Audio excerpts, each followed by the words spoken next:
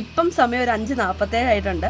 അപ്പം നമ്മൾ ഞാനും അനിയനും അനിയത്തിയും കൂടെ കുറച്ച് സ്നാക്സ് ഐറ്റംസ് വാങ്ങാൻ വേണ്ടി പോവാട്ടോ. ഞാനും കുട്ടും കൂടെ പോയി സാധനം വാങ്ങിച്ചുകൊണ്ട് വരാമെന്ന് പറഞ്ഞ് ഇറങ്ങി കേട്ടോ. ചെന്ന് കഴിഞ്ഞപ്പോൾ ഫുൾ കൺഫ്യൂഷൻ. അവസാനം അനിയനും കൂടെ ഇറങ്ങി വന്നു. കുട്ടുവിന് ചെന്നപ്പോൾ ഈ ബോക്സിൽ മിഠായി വേണമെന്ന് പറഞ്ഞിട്ടോ ഞാൻ ഈ സ്റ്റിക്കിലെ മിഠായി അങ്ങ് അഡ്ജസ്റ്റ് ചെയ്ത് വാങ്ങിച്ചു കൊടുത്തേ.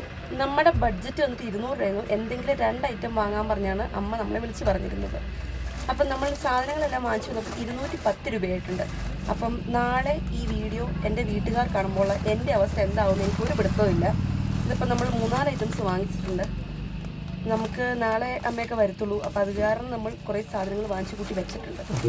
ഇത് നമ്മൾ ഇന്ന് തന്നെ ഇത് തിന്ന് തീർക്കേണ്ടതാണ്. അപ്പം നമ്മൾ സ്നാക്സ് വാങ്ങിച്ചിട്ടുണ്ട്. അപ്പോൾ നമുക്ക് വീട്ടിൽ ഓക്കെ.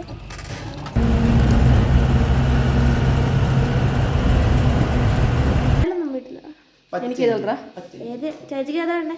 ചുമല എടുത്തോട്ടെ. അടുത്തു ഓറഞ്ചും പറ്റില്ല.